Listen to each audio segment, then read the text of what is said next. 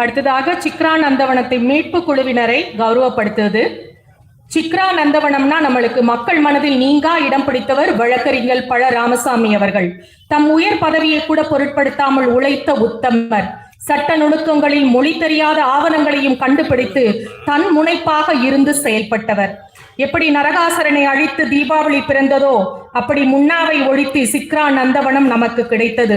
அவர் நினைவில் வாடும் குடும்பத்தாருக்கு இந்த நல்ல நேரத்தில் நெஞ்சார்ந்த நன்றிகளையும் சிரம் பணிந்து தெரிவித்துக் கொள்வோம்.